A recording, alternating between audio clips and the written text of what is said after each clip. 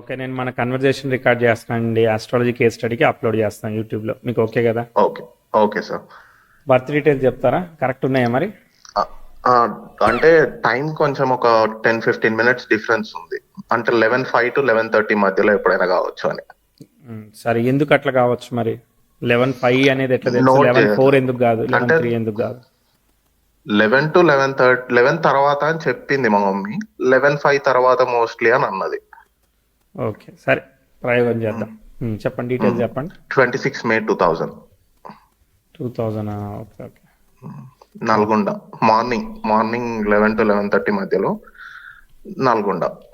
Nalgonda district, Nalgonda అంటే local. Half an hour range తీసుకోవడానికి నాకు ఒక్కోసారి భయము. ఎందుకనంటే మన బర్త్ టైం రెక్టిఫికేషన్ టూల్ ఒక 5-10 నిమిషాల కోసమే డిజైన్ చేయబడింది. ఇంకెక్కువ రేంజ్ కోసం మళ్ళీ ఇంకా కొంచెం ప్రాసెస్ ఉంది. దాని ప్రకారంగా డెవలప్ చేద్దాము. Okay sir. ప్రస్తుతానికి మనకి ఎటువంటి కాన్ఫ్లిక్ట్స్ లేకపోతే దీన్ని మనం అది చేద్దాం. నాకు ఒక చిన్న డౌట్ ఏంటంటే, నాకు తెలిసిన అతను అడిగితే మా రూమ్ లో మా ఫ్రెండ్ ఒక అతను కొంచెం దీని గురించి బాగా ఐడియా ఉంది, ఆస్ట్రాలజీ గురించి. సో తనని అడిగితే 11:25 తర్వాత సింహలగ్నం పడుతుంది. సో ఆ సింహలగ్నం అయ్యి ఉండొచ్చు, ఎందుకంటే ఒక ఇన్సిడెంట్ వల్ల అది కంపేర్ చేసుకోండు, అలా అయ్యి ఉండొచ్చు అని అన్నాడు. బట్ చెప్పలేమనే క్లారిటీలో ఉండు. ఆ 11:23 తర్వాత సింహలగ్నం అవుతుంది. సరే సరే సరే సరే.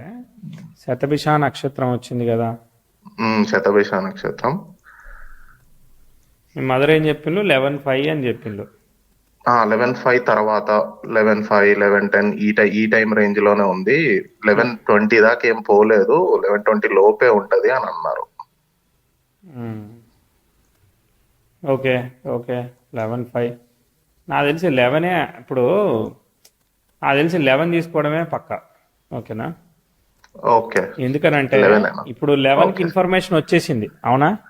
ఇప్పుడు మీ మదర్కి గుర్తుంది అని అంటే థర్డ్ పార్టీ అంటే వేరే వాళ్ళు చెప్పింది కాదు, మీ మదరే స్వయంగా చెప్తున్నారు, అంతేనా? సో పాయింట్ ఏంటంటే, నేను మీ మదర్కి డెలివరీ హడావిడి అనేది ఉంటది, ఈ డెలివరీ అవుతుంటది కాబట్టి టైం మీద ఎవరు ఫోకస్ చేయరు. సో చూసుకునే వరకు ఏంటంటే, బేబీని చూసుకునే వరకు 11:20 అయింది అనుకుందాం. ఇది నార్మలా సిజేరియనా? సిజేరియన్ అంటే 7-8 మినిట్స్ పడుతుంది. సో ఇంచుమించుగా వాళ్ళకి ఇన్ఫర్మేషన్ అర్థమైపోయేదానికే 11:20కి అర్థమైపోతా ఉంది. అర్థమైందా? హాస్పిటల్ ఫైల్ లో 11 అని రాసిందంట, అవర్స్ అయితే 11 అని ఉంది, మినిట్స్ చూడలేదు అని అన్నది, అంతే. 11 తర్వాత కానీ 11:05 to 11:10 మధ్యలో 11:15 ఆ time. Let's conclude it's 11 only. So ఒక 1 మినిట్ ఏమైనా పెంచుకోవచ్చు కానీ ఏమీ లేదు. అదే చూద్దాం. మీరు ఏదైతే ఈవెంట్ బేస్డ్ రెక్టిఫికేషన్ చెప్తున్నారో, మీ సింహలగ్నం కాదు మకర లగ్నం వేసి కూడా నేను ఆ ఈవెంట్ ని ప్రూవ్ చేస్తా. కావాలంటే ఇప్పుడే ప్రూవ్ చేస్తా. అర్థమైందా? ఏదైనా వేసి మనం చెప్పేయచ్చు.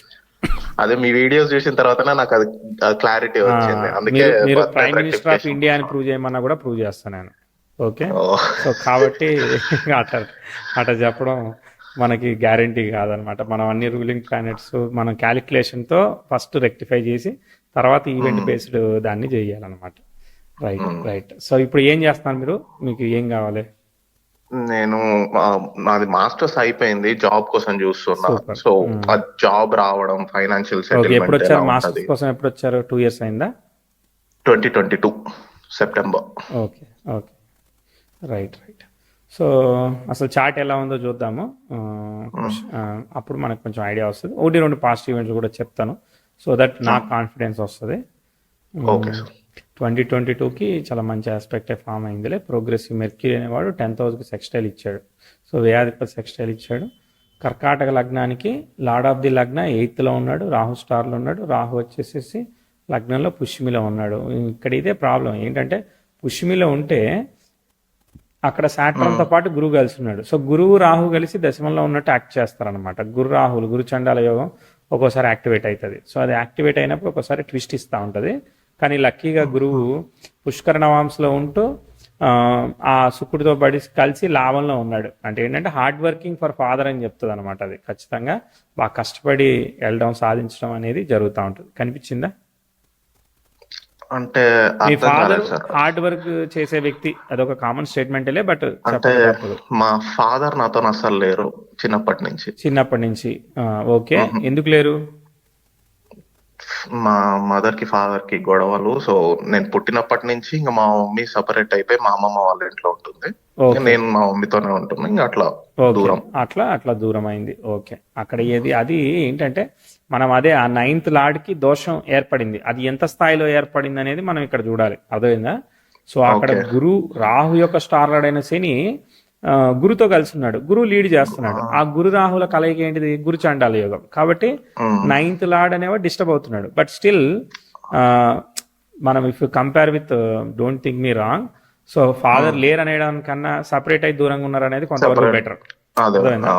సో అది కొంచెం అట్లా అట్లా మనం బేరీ చేసుకోవడం కోసం. సో అది ఓకే. Combination okay. అనమాట. సో అక్కడ ఏంటంటే అదే హార్డ్ వర్క్ ని ఛాలెంజ్ ని చూపించింది. ఆ ఛాలెంజ్ పనిచేసింది. ఓకే. ఇక్కడ ఎప్పుడైతే ఇట్లా మనకి పనిచేస్తా ఉందో ఇక్కడ మనం అసలైన విషయం చూడాల్సింది ఏంటంటే సప్తమం చూడాలి. సప్తమం చతుర్థం మదర్ ని చెప్తుంది. చతుర్థాధిపతి అయిన వాడు ఎలా ఉన్నాడో చూడండి. చతుర్థాధిపతి అయిన వాడు ఎవరు? శుక్రుడు. శుక్రుడు లాభంలో చక్కగా ఉన్నాడు రవి నక్షత్రంలో. కానీ కేతువు కూడా అదే నక్షత్రంలో ఉండడం వల్ల చతుర్థాధిపతి డిస్టర్బ్ అయ్యాడు. అర్థమైందా?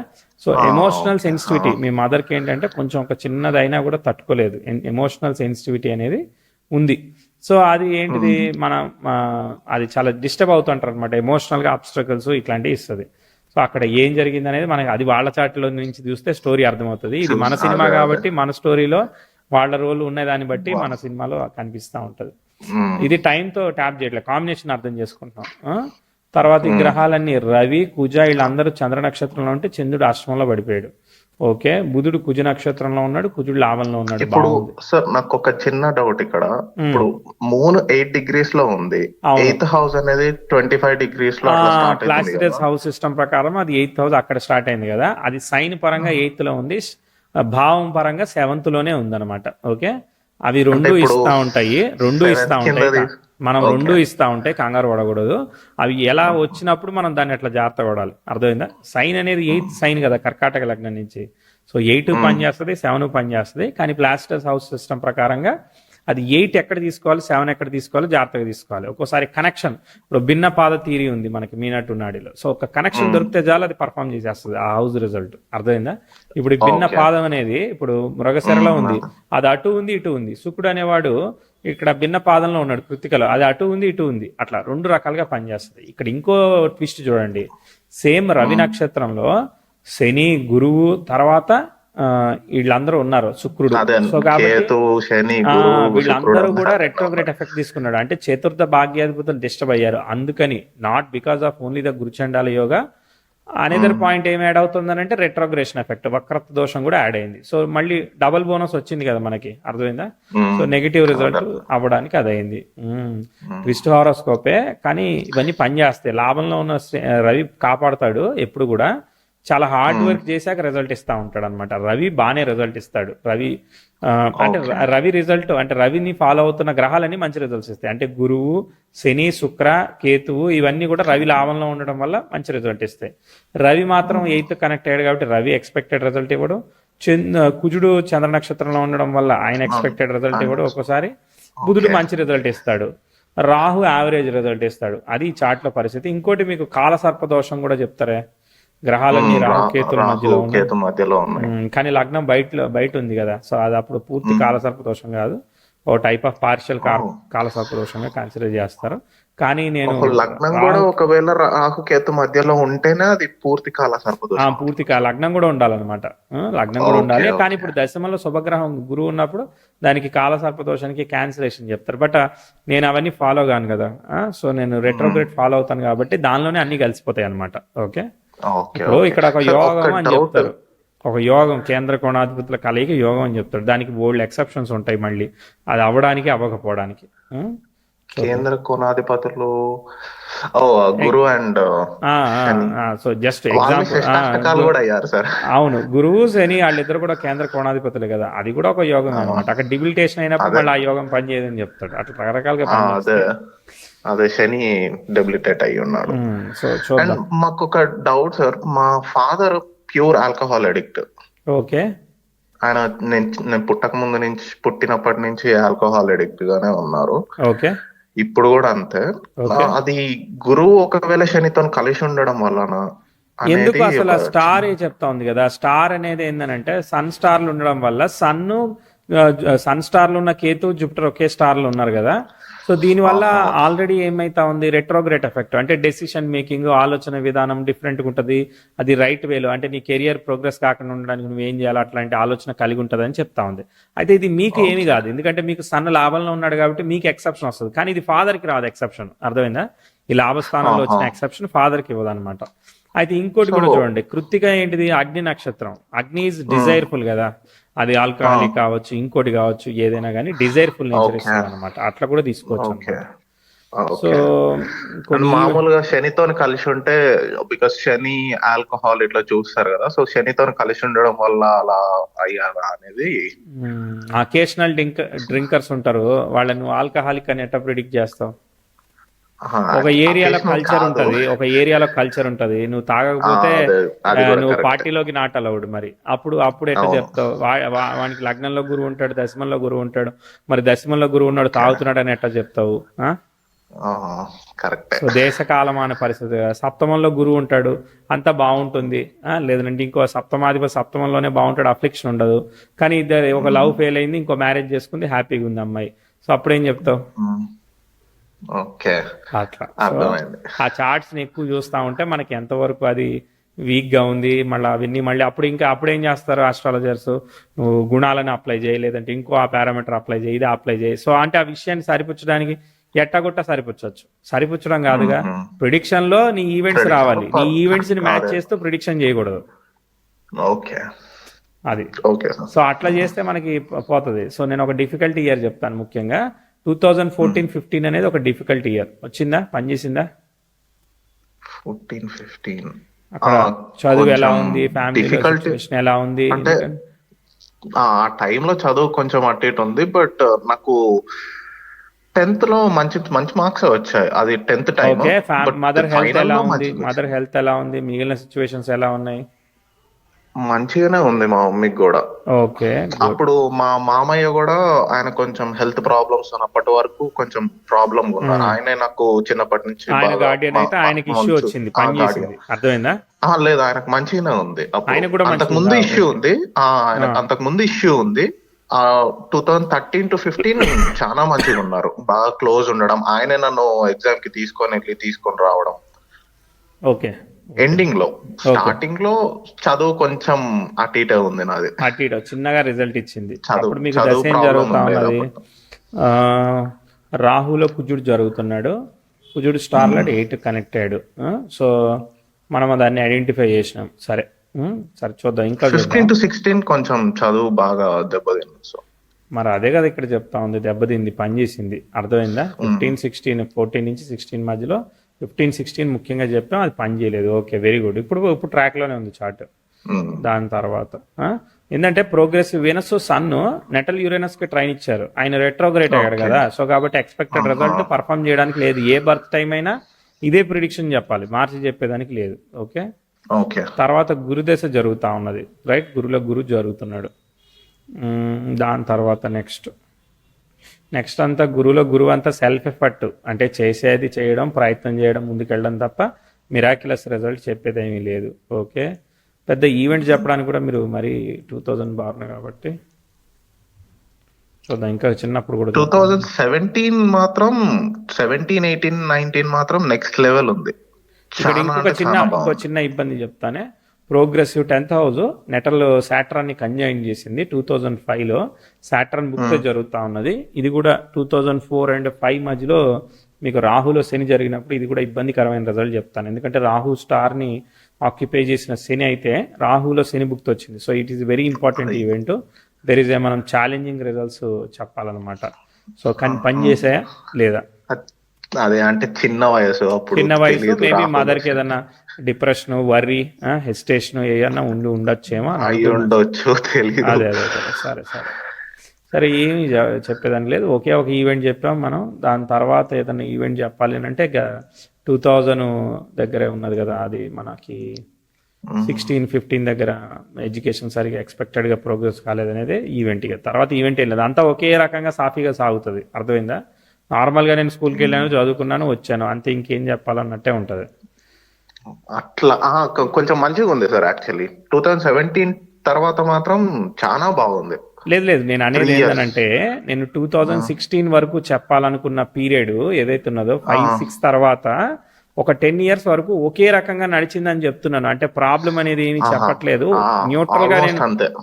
అలా వెళ్ళింది అంతే, అయిపోయింది టైం, అది నేను అంతే. చెప్పేది. ఓకే, జస్ట్ అట్లా పోయినా చదువుకున్నా వచ్చిన, స్కూల్ పోయినా చదువుకున్నా రైట్ వచ్చిన. రైట్. ఇంట్లో తర్వాత ప్రాబ్లమ్స్ ఉంటాయి కొంచెం. 17-18 ఏదైతే ఉన్నదో కొంతవరకు సెల్ఫ్ ఎఫర్ట్, ఓకే పర్వాలేదు, బ్యాడ్ మ్మ్. ఆస్పెక్ట్ రిలీవ్ అయ్యి వెళతా ఉన్నది. మీకు మంచి ఆస్పెక్ట్ ఫామ్ అయింది మాత్రం 2019 మే దగ్గర చాలా మంచి ఆస్పెక్ట్ ఫామ్ అవుతా ఉన్నది. ప్రోగ్రెసివ్ మా మెర్క్యూరీ అనేవాడు నెట్ 10th హౌస్కి సెక్షల్ ఇస్తున్నాడు, ఎక్సలెంట్ ఆస్పెక్ట్ అనమాట. అంటే ఇక ఉద్యోగం రావడానికి ఏమేం చేయాలో నువ్వు అది చేస్తావు, అలాంటి ఒక పొజిషన్కి మూవ్ అయ్యేదానికి చేస్తుంది. ఇది దాదాపు ఎక్కడి నుంచి ఫామ్ అయిందనంటే 2018 నుంచి ఫామ్ అయింది, అంటే 17 మే నుంచి కూడా ఫామ్ అయింది. అక్కడి నుంచి కూడా మనం పాజిటివ్ చెప్పుకోవచ్చు. ప్రోగ్రెసివ్ 10th హౌస్ నెటల్స్ అన్ని కంజైన్ చేసిందిగా, మంచి ఆస్పెక్ట్ కదా. కాబట్టి మ్మ్. చదువు కానీ ప్రోగ్రెస్ కానీ స్టెప్ బై స్టెప్ సాఫీగా మనకి ముందుకు పోతున్నాయి. శనికి ఎక్సెప్షన్ వచ్చింది కాబట్టి శని భుక్తి కూడా, గురువులో శని భుక్తి కూడా ఓకే, బుధ భుక్తి పర్వాలేదు, నో ప్రాబ్లం. సో మంచిగానే నడుస్తూ ఉన్నది, ఓకే గుడ్. తర్వాత తర్వాత ఏమి చెప్పేదానికి ఏం లేదు. ఇప్పుడు ప్రోగ్రెసివ్ మెర్క్యూరీ కనుక సాట్రానికి సెక్స్టైల్ ఇస్తే అప్పుడు ఇబ్బంది చెప్తా, అప్పటిదాకా ఇబ్బంది ఏం చెప్పను, మంచి ఫ్లోలోనే నడుస్తున్నట్టు. సో ఇప్పుడు వీనస్ భుక్తి జరుగుతూ ఉన్నది. వీనస్ భుక్తి జరుగుతూ ఉంటే వీనస్కి వక్రత దోషం వచ్చింది. అది ఒక కొంచెం కాంప్లికేషన్ ఉంది. Progressive 10th house bad aspect లేదు, ఓకే. కానీ ఇక్కడ మదర్ హెల్త్ ఎలా ఉంది, అంత గుడ్డా, బాగానే ఉందా? మా మమ్మీ కూడా బాగానే ఉంది. బాగానే ఇప్పుడు మా ఉంది, మమ్మీ కానీ ఇల్లు ప్రీ చెకప్ కట్టుకుంటుంది. అయితే మనం ఒక లుక్ వేయాలి, ఓకేనా, గుర్తుపెట్టుకోండి. మ్మ్. సో అది తర్వాత ఓకే. అయినా కానీ ఎఫెక్ట్ అవుతుంది. ఇప్పుడైతే బాగానే ఉంది, చార్ట్ మంచిగానే పోతుంది. అంటే చదువు అంతా మంచిగానే చదువుకోవడానికి అవకాశం కానీ, చిన్న చిన్న మనం పార్ట్ టైం జాబ్ చేయడానికి కానీ ఇబ్బంది లేకుండా మంచిగా సాగిపోయి ఉండాలి మీకు ఈ 2 years 3 years. 22 సెప్టెంబర్ అన్నారు కదా, ఇబ్బంది అక్కడి నుంచి అవును, ఈ బాగానే ఇబ్బంది అయితే వెళ్ళింది లేదు. అనమాట. ఇబ్బంది ఏం లేకుండా నార్మల్గా వెళ్ళిపోయింది అలా. ప్లెజెంట్ గా వెళ్ళిపోయింది టైం, ఓకే. సో ఉద్యోగం ఆపర్చునిటీ అడిగారు, వస్తుంది. ఉద్యోగం ఆపర్చునిటీ ట్రై చేయండి, వచ్చేదానికి అవకాశం ఉంది. సో ఇప్పుడు ఏంటిది, ఓకే. మనకి వ్యయాధిపతి దాని దశమాధిపతితో సంబంధం ఉండాలి. వ్యయాధిపతి ఎవరు, బుధుడు. దశమాధిపతి ఎవరు, కుజుడితో కలిసి ఉన్నాడు, కుజ నక్షత్రంలో ఉన్నాడు. ధనాధిపతితో కలిసి ఉన్నాడు, ఎక్సలెంట్ ఫారెన్ కాంబినేషన్ కదా, ఓకేనా, మంచి కాంబినేషన్, ఫారెన్ కి బాగుంది. కానీ ఫారెన్ లో టెంపరీగానే ఉంటారు అనమాట, ఓకేనా. So okay. అంటే లగ్నాది సెటిల్ అవ్వరా ఫారెన్? ఫారెన్ సెటిల్మెంట్ ఉండదా అని? ఫారెన్ సెటిల్మెంట్ అంటే ఇక్కడ ఏంటంటే మనకి గ్రహాలన్నీ లాభంలో ఉన్నాయి కదా, వ్యయానికి కనెక్ట్ అయితేనేమో ఓ రకంగా ఉంటాయి, స్టార్ లార్డ్ లాభానికి కనెక్ట్ అయితే. సో అంటే ఇది కూడా అంటారు కదా సార్, రాహు ఒకవేళ 12th లో ఉంటే ఫారెన్ ఇప్పుడేమి రాహు వెళ్ళే దశ ఛాన్స్. జరగట్లేదు కదా. రాహు దశ జరిగినప్పుడే అవుతుంది. ఓకే. రాహు స్టార్ ని ఫాలో అయినప్పుడు అదంతా యాక్టివేషన్ లో లేదు. ఇప్పుడు గురుదశ జరుగుతా ఉన్నది. గురువు అనేవాడు మనకి 6th lord as well as 9th lord, కానీ రెట్రోగ్రేట్ కదా. సో ఒక 8 years 16 సంవత్సరాలు కదా గురుదశ, అంతేనా. అంతే. అయితే ఫస్ట్ హాఫ్ మంచిగా ఇచ్చి సెకండ్ హాఫ్ ఎక్స్పెక్టెడ్గా ఇవ్వదు. గురువు ఒక పార్షియల్గా పని చేయకుండా చేసి ఫస్ట్ భుక్తి అంటే ఒక ఫ్యూ మంత్స్ పని చేయలేదు కదా. సో ఫస్ట్ హాఫ్ అంతా పని చేస్తుంది అనమాట. అంటే 16 మిడిల్ వరకు పని చేయలేదు, 17 నుంచి పికప్ అయింది. గురుదశ ఫస్ట్ హాఫ్ పని చేస్తుంది, సెకండ్ హాఫ్ ఎక్స్పెక్టెడ్ చేయలేను అనమాట నేను, ఓకే. సో 15 నుంచి స్టార్ట్ చేస్తే మనకి ఆల్మోస్ట్ అయిపోయింది, చాలా వరకు టైం అయిపోయింది, ఓకే. 6th and 9th లో గ్రహం లేదు, చాలా వరకు పని చేయొచ్చు. లెట్స్ హోప్ ఇంకా కూడా పని చేస్తుంది. 27 28 ఇక్కడ ఇబ్బంది చెప్పట్లేదు, చెప్తా, ప్రాబ్లం వచ్చినప్పుడు చెప్తా. చాలా వరకు పని చేస్తున్నాడు. గురువు స్టార్ లార్డ్ సన్ను బాగా కాపాడుతున్నాడు, మామూలు కాపాడలేదు తెలుసా, చాలా కాపాడుతున్నాడు. So super. బుధుడు కూడా వక్రించేసాడు అనమాట, ఓకే. ఇంకా అదే 2029 మంచిగా, 30 లో ఇంకా వక్రిస్తాడు, నేను చూసాను. సాట్రానికి ఏమి సెక్స్టైల్ ఆపరేట్ చేయడు, ఇంకా మంచిది, చాలా సంతోషం, ఓకే, వెరీ గుడ్. సో 29 వరకు ఈ చార్ట్ మంచిగా మూవ్ అయింది. 29 లో ఏమైతా ఉందనంటే progressive 10th house natal Mars ని కంజైన్ చేస్తా ఉన్నది, ఓకేనా. 29 తర్వాత మీకు గురుదశ యోగించింది, అర్థమైందా. గురువులో రాహులో తిరిగి వచ్చే సందర్భం కానీ, కొంత ఫ్రిక్షన్ కానీ, మదర్ హెల్త్ ఏదైతే చెప్పామో అప్పుడు మళ్ళీ రియాక్ట్ అవ్వడం కానీ, ఎందుకంటే అది మనకి Guardian of the life, okay. 9th house indicates father దూరంగా ఉంటున్నారంటే మదరే లీడ్ తీసుకుంటారు కదా. సో కాబట్టి గార్డియన్ ఆఫ్ ది లైఫ్ అవుతారు. సో కాబట్టి అప్పుడు ఇక ఇష్యూ గురుదశ యోగించింది ఈ చార్ట్లో, కాబట్టి చదువు ఉద్యోగం అన్ని సాగుతాయి అనమాట, ఓకేనా. సో కానీ 29 నుంచి మనం అక్కడ కొంచెం ఛాలెంజింగ్ చెప్పాలి. ఎంతవరకు అయ్యా అంటే చెప్తా, ఎందుకంటే ఇప్పుడు ఈ బ్యాడ్ ఆస్పెక్ట్ అయ్యి ఫ్రీ అయిపోయి ముందుకెళ్ళాక మళ్ళీ యురేనస్కి ట్రైన్ అవుతుంది, అది ప్రాబ్లమే కదా. కాబట్టి ఓ 3-4 ఏళ్ళు వెళ్తుంది. 2029 30 నుంచి స్టార్ట్ చేసి 30 31 ఎంతవరకు 34 35 శనిలో యోగించాడు. శనిలో శని జరిగింది కదా, శనిలో శని యోగించట్లేదు. ఓకే, శనిలో బుధుడు వస్తాడు, బుధుడు స్టార్లాడు, బుధుడి స్టార్ని ఎవరు ఆక్యుపై చేయలేదు, బుధుడు స్టార్లాడు బాగున్నాడు, యోగకారకుడు. అంటే ఇప్పుడు యోగకారకుడు అంటే గురువు అవుతాడు అనమాట, రెట్రో అయిన పొజిషన్ని తీసుకుంటా నేను. Okay, so it's been good. సో ఇది మంచిదే. రాహుతో కంజంక్షన్ తీసుకోకూడదు, ఎందుకంటే ఆయన రెట్రో అయిన వెనకెళ్తున్నా కూడా నెటల్ స్టార్నే ఫాలో అవ్వాలి మనం. అది మనం పుష్యమినే ఫాలో అవ్వాలి. ఓకే, సో శనిలో బుధుడు పర్వాలేదు. శనిలో బుధుడు పర్వాలేదు, అంటే సెల్ఫ్ ఎఫర్ట్. ఇక మళ్ళీ మామూలుగా మీరు మూవ్ అవుతున్నారు, మళ్ళీ సెల్ఫ్ ఎఫర్ట్తో ముందుకు పోతున్నారు, మీకు మళ్ళీ అవకాశం వస్తుందిలే, వస్తుంది మీకు మళ్ళీ 30. మీరు ఇది చెప్పినట్టు నాకు గుర్తు, శనిలో శని యోగించకపోతేనే మంచిది కదా. పాపగ్రహం స్వభక్తిలో యోగించకూడదు. సో అంటే 38 39 ఇవన్నీ కూడా మీకు శనిలో శుక్రుడు బాగా యోగిస్తాడు. శని శుక్రుడు యోగం అనమాట. శనిలో శుక్రుడు అసలు విపరీతంగా యోగిస్తున్నాడు అనమాట, చాలా బాగా యోగిస్తున్నాడు. ఓకే, ఇక్కడి నుంచి చార్ట్ మంచిగా మూవ్ అవుతా ఉన్నది, చాలా వరకు మూవ్ అవుతుంది నాకు తెలిసి. ఆ బిఫోర్లోనే మనకి ప్రోగ్రెసివ్ మెర్క్యూరీ రెట్రో అయ్యి 10,000 సెక్స్టైల్ ఇస్తూ ఉంటుంది చూసినలా, అప్పుడు డిఫికల్టీ అంటే 2036 37 వరకు, అంటే 29 నుంచి 37 వరకు కూడా ఒక 6-7 ఏళ్ళు. అంటే శనిలో బుధుడు అయ్యే వరకు ఇది పనిచేయట్లేదు, అంటే శని సగం పనిచేయట్లేదు, అర్థమైందా. ఫస్ట్ ఆయన కుంభ ఫలితాలు ఇస్తాడు కదా, అష్టమాధిపత్యం ఫలితం ఇచ్చేసాడు ఫస్ట్ హాఫ్. కాబట్టి అక్కడ family health, mother health, relationship ఇవన్నీ జాగ్రత్త చూసుకోవాలి 8 years. ఓకేనా, దాని తర్వాత మళ్ళీ సాఫీగా అయింది చార్ట్. ఓకే, ఇక అక్కడి నుంచి మళ్ళీ ముందుకు పోతుంది, అది 2039. అదే శనిలో శుక్రుడు వచ్చినాక చార్ట్ లిఫ్ట్ అయింది. శని శుక్రుడు ఒకే స్టార్లో ఉన్నారు కదా. సో మరి లవ్ బ్రేక్స్ ఏమైనా అయ్యాయా మరి? ఏం లేవు అసలు, ఎంతవరకు లవ్వే లేదు. ఓకే సరే, అయితే రిలేషన్షిప్ శని శుక్రులు ఏంటంటే ఒకసారి లవ్ బ్రేక్ చేస్తూ ఉంటారు, కాబట్టి మ్యారేజ్ రిలేషన్షిప్ కొంచెం కేర్ఫుల్ గా హ్యాండిల్ చేయాలి. ఓకే, ఎందుకంటే మనకి లీనేజ్ పరంగా కూడా కొంత క్యారీ ఫార్వర్డ్ అవుతుంది కదా పేరెంట్స్ మధ్య నుంచి, కాన్షియస్ గా ఉండాలి. సో 40-41 ఇదంతా చార్ట్ బాగానే మూవ్ అవుతుంది. సెకండ్ హాఫ్ ఆఫ్ శని దశ అయితే యోగిస్తుంది. సాటర్న్ రెట్రోగ్రేడ్ ఎఫెక్ట్ వల్ల మీకు కొంత యారగెంట్ అన్న ఫీలింగ్ ఎదుటి వాళ్ళకి కలుగుతూ ఉంటుంది, స్ట్రాంగ్ స్టబాను అనిపిస్తూ ఉంటుంది. కనిపించిందా? అంటే కొంచెం మాట్లాడేది కొంచెం యారగెంట్ గా మాట్లాడతానే కొంచెం ఇది ఉంటుంది ఉంది అంటే.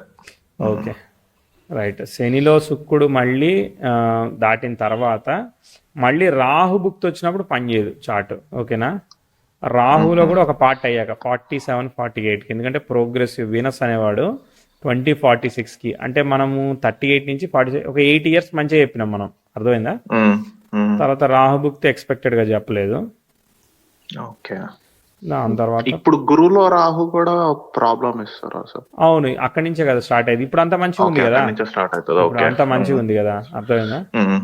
మళ్ళీ 48కి మీకు ఏం జరుగుతుంది అంటే ప్రోగ్రెసివ్ 10,000 నెటల్ మూన్ కి ట్రైన్ అవుతుంది, మళ్ళీ సెట్ అవుతుంది, అక్కడ సెట్ అయ్యి మళ్ళీ ముందుకు పోద్ది అనమాట చార్ట్.